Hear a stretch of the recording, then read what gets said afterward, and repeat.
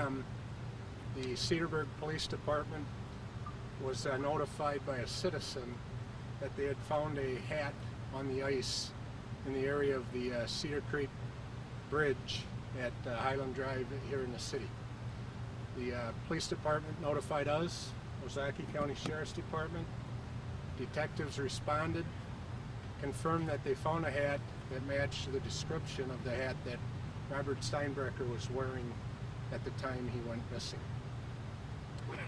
Based on that, we initiated a search with the assistance of the Cedarburg Fire Department and a number of other local fire departments, dive rescue teams. And throughout the day, they searched the area, and ultimately, shortly after 3 p.m., a body was discovered and recovered from the creek. Positive identification of that body is still pending, the coroner's investigation. Our investigation is still an active and ongoing investigation into the cause and the manner of death of Robert. And other than that, that's about all we have to say at this point. So as of right now, you cannot confirm that this is Robert Steinbrecher? I can't positively confirm that, but there are indications that that may be the case. This is a male who was recovered? We believe so. Was a hat recovered as well? Yes. This was a citizen tip, you said, or this morning? This was a tip from a local resident, and you know, based on the snowfall after the Robert went missing and the warm weather and the rain, it probably became noticeable today where it hadn't been in the past. This has been a tough few weeks for Robert's family. Have you been with them today throughout this whole search? We have. We've had department members with them. They're aware of what our investigation has entailed, and we're with them as we speak. Lieutenant, can you talk a little bit about just the investigation into the death? Any sign at all of foul play at this point? Or can you talk about that a little bit? No, I don't want to speak on that at this time. We will, as the investigation continues, there should be an autopsy in the near future. That information will be taken into consideration, and that will probably lead us to further investigation and determine what might be the manner of cause. Can you address the difficulties you faced today at this scene? You know, I think you'd have to speak to the fire personnel.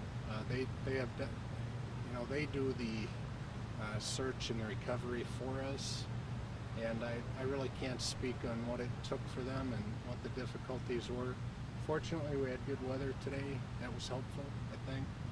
But they did a wonderful job. They've been involved in this from day one, and you know, we rely on their services, and it's greatly appreciated. You worked really hard on this, obviously, for the family. Does that mean a lot to you in something like this to try to help them out? Certainly. Anytime a young man like this goes missing, young person, period, you know, we have family.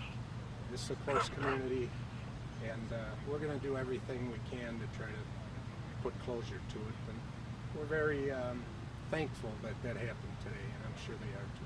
Where does the investigation go from here as you try to work backward and try to figure out how this came to be? We do the same thing we do in any type of missing person investigation. I don't want to speak on the particulars of that, but we've had detectives assigned from day one who have been working on it steady, and at this point we're relying on the autopsy and following up on some other leads, and hopefully we can come to a conclusion of the cause and manner of the death soon. I think that's about all. One last question. Sure. This hat that was found, this is the green and gold hat that was mentioned in the release a couple of weeks ago? It is. However, it's not the same hat that he was wearing in the pictures that have been released. It's a different hat.